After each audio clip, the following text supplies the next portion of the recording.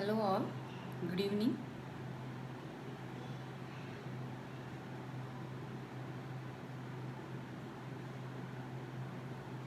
Hi, can you hear me? Am I audible to you?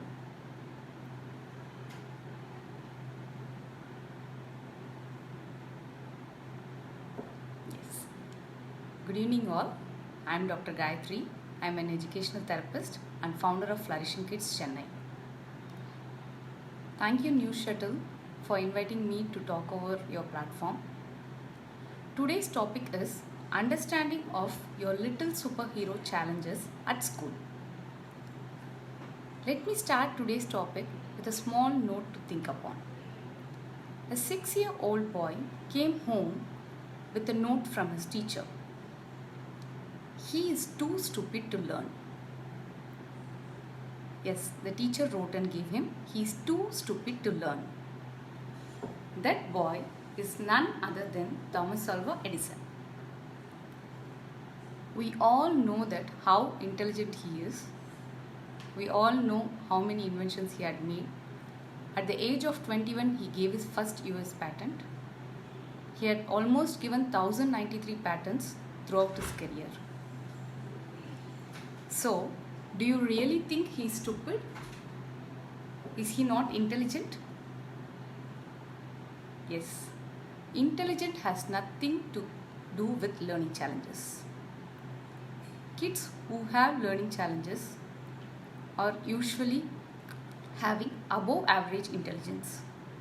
They are very smart kids. Edison had a learning challenge, so it was difficult for him to cope up with school. He required a different learning style, learning approach. So that was his difficulty at school. So as some kids also face learning challenges, they need some unique approaches so that they can flourish in their life. Okay? So what is actually a learning challenge? Learning challenge, what happens to the brain of kids with learning challenges? This is for everyone who have learning challenges. Let me tell you a small story so that we can better understand how learning challenges affect our brain. Suppose my friend Ria is coming today. She wants to learn to bake a cake from me. First, I'll show her a finished cake, which I've already done. I'll cut a small piece and give it to her. I will ask her to touch it, to smell the flavor, then to taste it, so that she can better appreciate the cake. Yes? I show her the ingredients required for it and the materials like pans and everything. This is the first stage. This is called input stage. Brain is receiving information from one or more of the 5 senses. See, I gave her a cake. I asked her to touch, see, taste it, everything. This is the first stage. Second is mixing stage, where my friend Ria has to understand whatever I have told. She has to comprehend it. That means the brain has to get the sense of input. This is the second stage. Then third is the memorization stage. I have told her many ingredients. I have explained her the procedure. So brain is memorizing the integrated input. She has to remember everything. When we have to break eggs and pour in that, how much time it should be in the oven, etc. This is memorization stage. Then final stage. She has to get ready and she has to bake the cake. Yes, that is the output stage. Brain sends information back so that she can make the cake. If everything goes properly, suppose you think she's getting everything, she's understanding everything, what to be used, and she's making a cake with proper instructions, remembering everything, she will get an excellent cake. Yeah, it will be very excellent. This is what happens. Generally, teachers want all kids to be excellent like this. They want all kids to know if everything is given properly and the kid has to understand it and they have to receive it and give it out. Yeah, output stage is mostly in the question paper for the examinations, oral and written. First stage, from the classroom where the kid receives all the information to the last stage where they have to produce it to the paper. If everything goes correctly, the kid will receive, kid can understand better and do properly. But in some place, suppose there is some problem, there is a neural problem, there is a small twitch in the brain, then the kid cannot produce whatever is needed. Kid will have a learning challenge. This is what happens to their brains. It will be difficult for them. So it can happen in any stage, in the input stage, or where they have to comprehend comprehension stage, or the memorization stage, or the last output stage. So how does it manifest at school for kids? For kids, usually we can see if they are having learning challenges, there will be issues with reading, spelling, comprehension issues, syntax, arithmetic concepts and word problems. These are all difficult for them. One more thing is that attention issues. Sometimes attention co-occurs with the learning challenge. Sometimes because of the attention issue, kid cannot learn much effectively. The attention issues can be like inattention. The kid cannot listen, kid won't be showing the full focus on the material, inattention or hyperactivity. Some kids will be very high active, so they won't be able to listen whatever is happening in the classroom or if you are teaching it otherwise. Other kids, impulsivity. They will jump to the answers. They'll start answering before the question is completed. So these are the attention issues. We have to use strategies to approach these kids. We have to take care of their attention issues also. Yes? Okay. Now we will see what are the signs usually we see in academics in kids. First, we'll go to the pre-primary stage. This is like till 6 years, almost pre-KG and KG students. They have a difficulty in appreciating rhymes in nursery rhyme. If you're saying a rhyme, Jack and Jill went up the hill, they have to understand and appreciate Jill and hill rhymes the same. They have difficulty in naming the familiar objects. They already would have known it's a sofa, table, but if we ask the familiar objects also, sometimes they get confused. They find it difficulty to follow a sequence of instructions and always have difficulty with time and space. When we go to little older kids, for primary kids, what happens usually for them in the classroom? They have auditory confusion. They will hear both B and D as same. Suppose the word ends with D, it is red. They may listen it as reb. Yeah, for them B and D, B, D, they both are same. So they get confused. Then they have the visual confusion. Visual confusion, same thing. For the letters, same example, B and D. They look same for them. They have a confusion between the B and D. Usually kids will have confusions or will take some time to identify B and D, letters like that. It is normal till 7 years. Suppose if the kid is having any issue even after 7 years, then it is to be noted. We have to intervene. Kids can also have difficulty with M and W. They will have a difficulty. The letter M and W, left to right. So these all differences happen. Why it is okay till 6.5 to 7 years is that kids actually perceive it as the same. If a tree branches out in left or right, it's a tree. Our education makes them to understand the differences. Their brain starts functioning. Left brain starts doing a linear sequencing. Right brain usually is for wholesome approach. So kids have these issues Some kids will take little later, but if the kid is showing reversals in all over the page, then it is an issue to be addressed. Then they do substitution and guessing. For them, any word starting with C is cat. If it is a small word, it is cat. If it starts with M, it is mat, because they know those words. So they keep guessing. They substitute words. If it is a difficult word, if it's a bigger word, they will start substituting it with a smaller word. They will just say only house for everything. Then they lose the thread while reading. Flat reading. There won't be any intonations, high, low pitches, everything. They will start reading it continuously. Sometimes they also read a text which is written in past tense in present tense. They have this tense confusion. These are all some of the risk factors, and we can't tell with single risk factor the kid is having a learning challenge. And one more thing, we have to see for the combination of risk factors, and they have to reoccur and persist over a long period of time.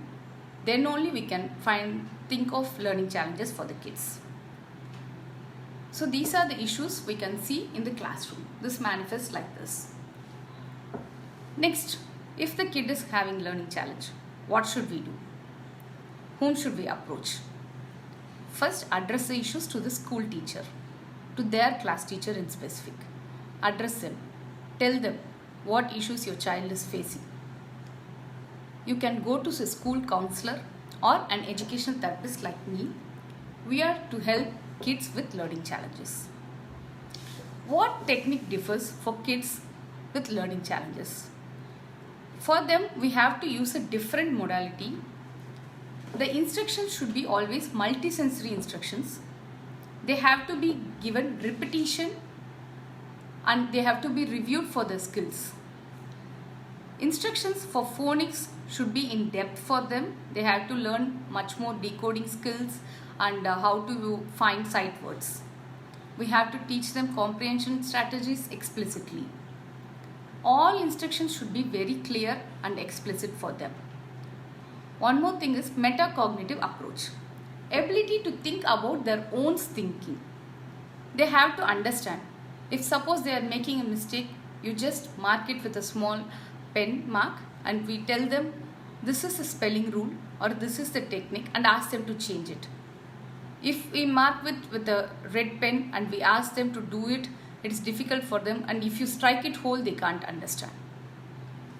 Yes. So at what age we can identify the kids having learning challenges? At 5.5 years itself, we can identify the kid is having learning challenges. The earlier we address, it is better for the kid. We can give them coping strategies. Till 7 years, the kid will start to read. They will learn to read. After that, it is for reading. They have to understand. They have to read to learn. So as soon as before 7 years, we have to address it. We can address the kids even after 7, but earlier we use them, we give them the approaches, we give them strategies. They are more comfortable. They will learn how to cope up with the learning challenges. Early identification is the key for these kind of kids. I'm again mentioning this point. They are the very smart kids. They are the most intelligent kids in classroom. Sometimes they answer us in a very different approach which other kid wouldn't have thought or the whole classroom wouldn't have thought. They are most intelligent kids and smart kids. These kids sometimes need extra pull-out classes apart from the regular class. So what should parents do? Now that we have identified the kid has learning challenge and we are approaching the teacher to know more on it. So what as a parent we should do to them? First, like as I said, for attention issues, I will give some tips for that. At home, if you are doing it, we have to give them separate time. We have to give them timer for 5 minutes. Set timer for 5 minutes. Make them work with them. You have to work with them. Just make sure the kid has to sit with you along for 5 minutes together. Make sure the kid does their work completely. Next, start increasing the time. Please don't start immediately with 30 minutes. If the kid is little older kid, okay. For smaller kids, start with little times, then split their works. Ask them to do only for 15 minutes and then you can give them a break and then continue with it. If the kid is sitting with you, you can make the kid face the wall. You can sit on the opposite side and kid can sit facing the wall so that they will be fully attentive. Like the small tips can be incorporated when we are doing homeworks or regular works. We can make sure the kid understands much better if they are more attentive. Next, talk to them about the successful people who had learning challenges like Steven Spielberg, Alexander Graham Bell, Walt Disney, Henry Ford, Steve Jobs, everyone. They were all diagnosed with learning disorders. Please talk to your kids about them. Then you can give them audiobooks. It is a very effective tool. We can give them audiobooks so that it reduces the effort of reading for them. Audiobooks are very much pleasurable for these kids. We can keep introducing to very different genres for them. Introduce apps that make learning fun for them. For these kids, they need more strategies with decoding skills. So introduce apps where they can make learning fun. So these are the extra things which we can do. Then one more main issue is that they need emotional support. This is the main factor we have to support kids. Kids will start losing their self-esteem and self-confidence if they start feeling that they are stupid or they don't know anything or they feel a difference between other friends and them. So we have to make them understand why they are facing these challenges and be supportive for them. Kids around 7 years will start knowing everything. They will understand that they have their own self-esteem and they will start understanding issues. So please, we have to motivate them. Acknowledge their efforts.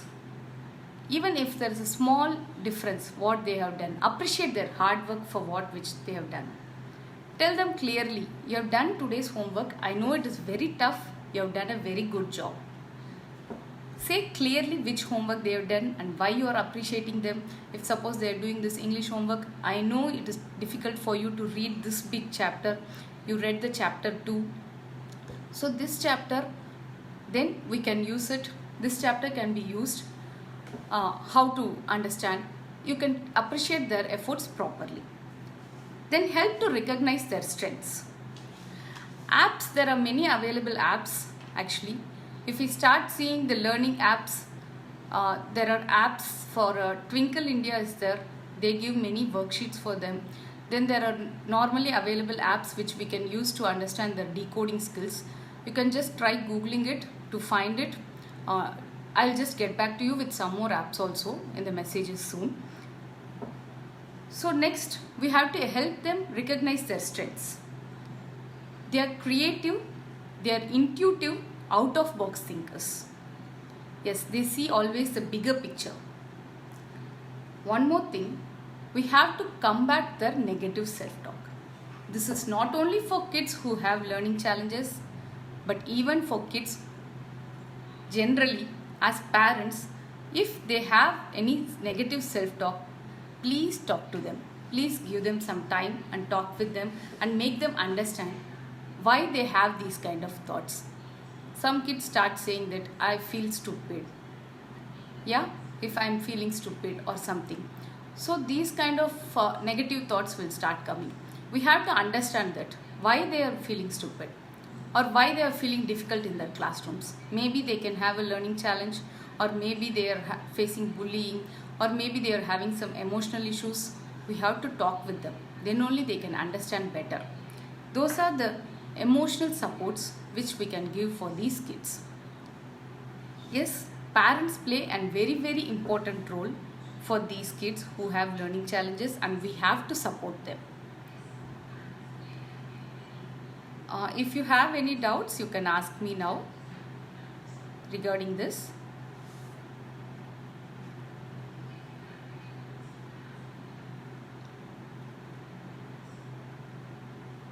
Just one more thing about the multisensory approach. these kids definitely need multisensory approach. Multisensory approach means we have to use materials. I'm giving an example. If we are using a material, you want to teach the kid a small word cat. It's not only we write it on the blackboard or show it in the book. We have to make them read it along with us sometimes. I do, you do, I do, we both do, and then you do approach. We can use small materials for them and we can make them move the letters. You can make small charts, CAT, and ask them to combine it to form cat so that they understand better. And we have to make them aware of the sounds. CAT small cards can be given. Then we can teach them how to make it into bat. Only one sound is changing and we are introducing the word bat. So in this kind of techniques, they use all techniques. They use all sensory inputs, visual approach, auditory approach where we are giving them instructions to do, and they have the kinesthetic approach where they are moving the cards together and they are understanding it much better. So multisensory approach works better for them. If you are teaching them spellings, for this is for parents who are watching this. If you are teaching them spellings, please don't stick on to only spellings. The regular traditional way of writing the word 10 times. If they are writing the word 10 times, yes, they get the muscle memory, but still we have to explain them why it is so. We have to make sure they understand the comprehension. They have to understand what is this word and where we can use this word. You can give them a small sentence for them and teach them the comprehension for them so they can understand better. And same cat, they can be written in question and answers. You can say, which animal are you seeing here? What is your favorite pet animal? You can give some animals. We can introduce those kind of strategies.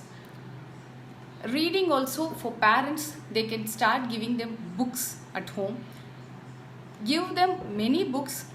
Give them many books in different genres. Start with decodable books for these kids. Decodable books are books where they know every letter in the book. Most of the letters they know it, so they can identify and read the words by themselves. You can start with other books along with the kids. You can teach them so that they will be exposed to variety of genres also. Reading is very important. So at least spend 20 minutes of time daily with your kid to read, except normal homework timings. So these are all normal skills which these are all skills which kids need it, and we can actually improve at home also. So these are the main things I wanted to discuss today. Learning challenges, the key role is to identify the kid at the proper age. We have to identify them, and then remediation and giving them strategies to cope up with is the key factor for learning challenges. Okay.